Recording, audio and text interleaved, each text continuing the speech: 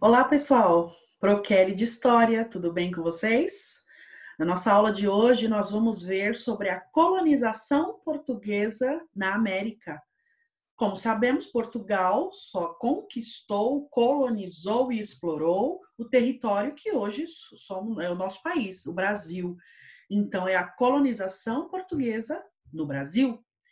Eu fiz uma apresentação com alguns pontos principais, falando desde a chegada dos portugueses aqui até a efetiva colonização. Vamos ao slide.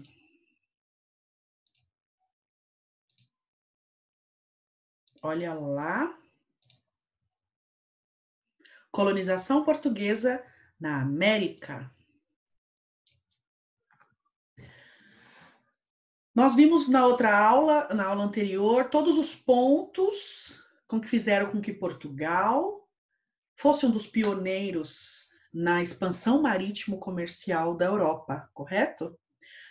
Portugal, já com um reino formado e estabilizado, começou então o seu processo de expansão marítima, com as grandes navegações. Começaram pela costa africana, tentando contornar a África para chegar às Índias. Até o final do século XV, Vasco da Gama conseguiu chegar a Calicut, na Índia, e assim mostrando o caminho a percorrer para chegar até lá. Então, Portugal foi pioneiro. Portugal tinha em mente, e o seu sistema era o mercantilismo, o comércio, fazer feitorias, explorar, trazer riquezas para o seu estado. A expansão marítima portuguesa buscava um novo caminho para chegar no Oriente, via Oceano Atlântico, para não precisar passar pelos caminhos italianos.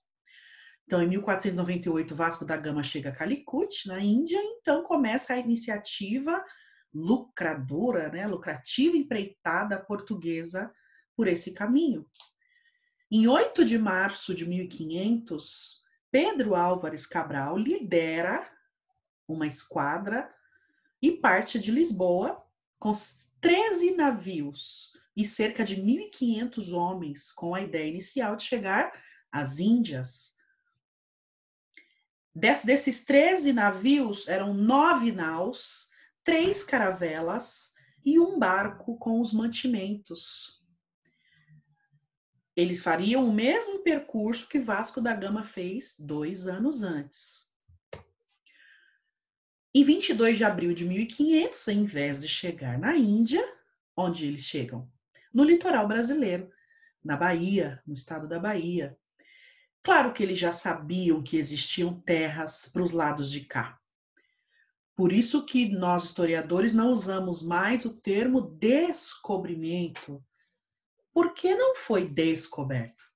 Foi achado. Achou um lugar que eles sabiam que existiam, mas ainda não tinham vindo, e foi conquistado, explorado, certo? Em 22 de abril de 1500 é a data, então. Cerca de 7 milhões de indígenas nativos já viviam aqui no Brasil. Os próprios portugueses colocaram o nome de indígenas, índios. Por quê? Porque a ideia era chegar às Índias. Nem todos sabiam que a rota foi trocada, e quando eles chegaram aqui e viram nativos, falaram, índios, né? São índios, nativos do lugar, índios, e ficou esse nome. Muitas tribos já viviam por aqui, com sua cultura, sua religião, mas foram conquistados. Pero Vaz de Caminha descreveu nas suas várias cartas para o rei português tudo o que ele estava vendo e o que estava acontecendo e conhecendo. Fundaram aqui, então, uma feitoria, nós já vimos o que é, só que não começou, a princípio, a colonização efetiva.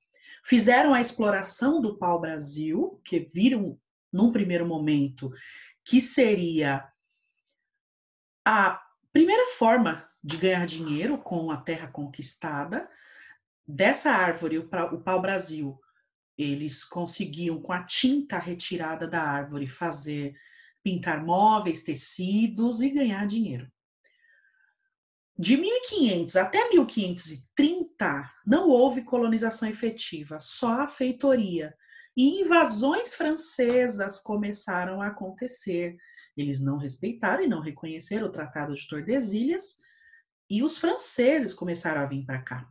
Invadiram o litoral do Rio de Janeiro e do Maranhão, com a França Antártica e a França Equinocial, na tentativa de pegar um pedaço de chão para eles também, mas foram expulsos.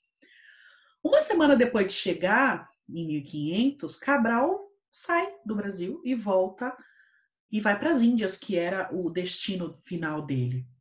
Os portugueses faziam escambo com os indígenas. O que é escambo? A troca de materiais com os indígenas. E no primeiro momento, o nome que eles colocaram aqui no Brasil, na terra, foi Ilha de Vera Cruz. Somente em 1500, então, dá-se o processo de efetiva colonização no Brasil, sendo enviado Martim Afonso de Souza para arrumar, ajeitar as coisas por aqui.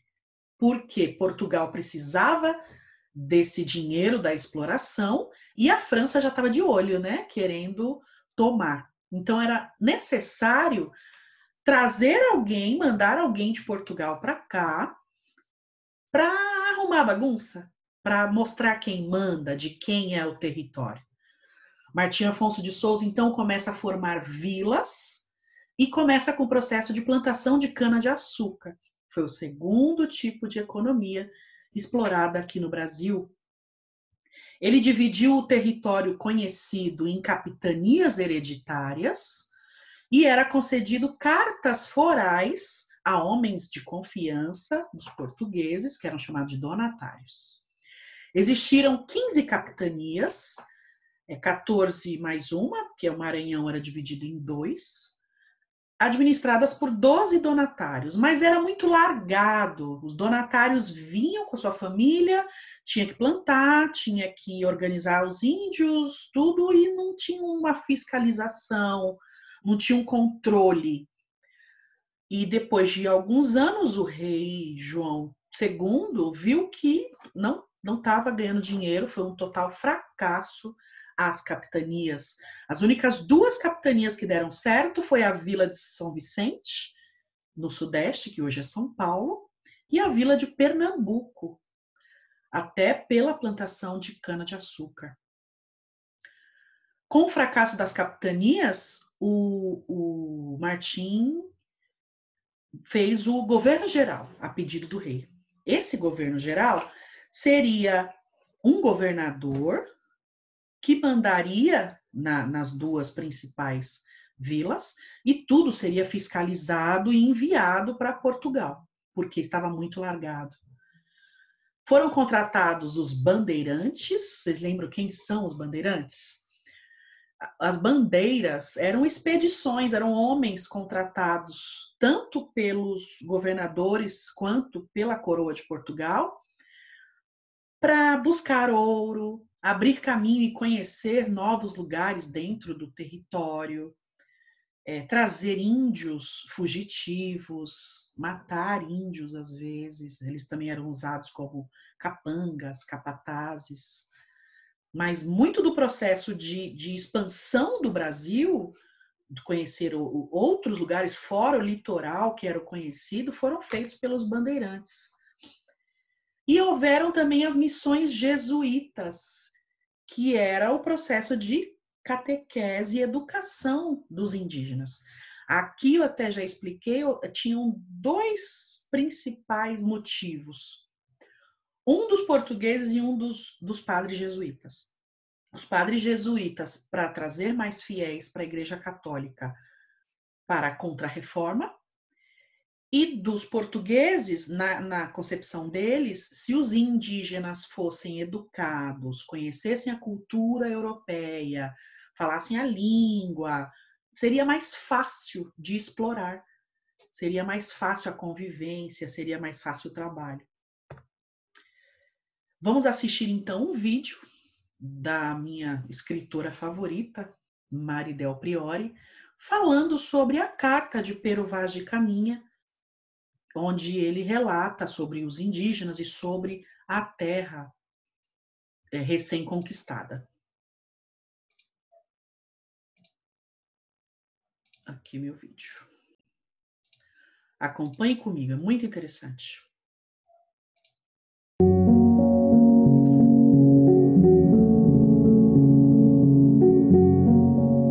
Hoje nós vamos falar sobre a Carta de Caminha, esse documento absolutamente fundador da história do Brasil, considerado uma espécie de atestado de batismo da nossa terra.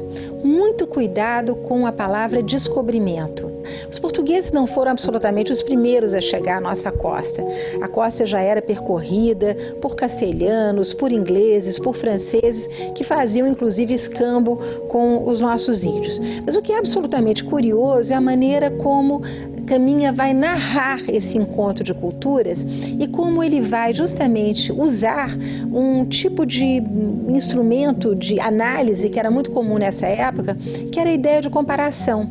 Como são os índios e como somos nós? O que há de igual ou diferente entre a gente? De que maneira essas pessoas que eu estou vendo aqui, que eu nunca vi antes, avermelhadas, com os beiços furados, portando arcos e flechas, de que maneiras elas podem ser úteis ao rei de Portugal?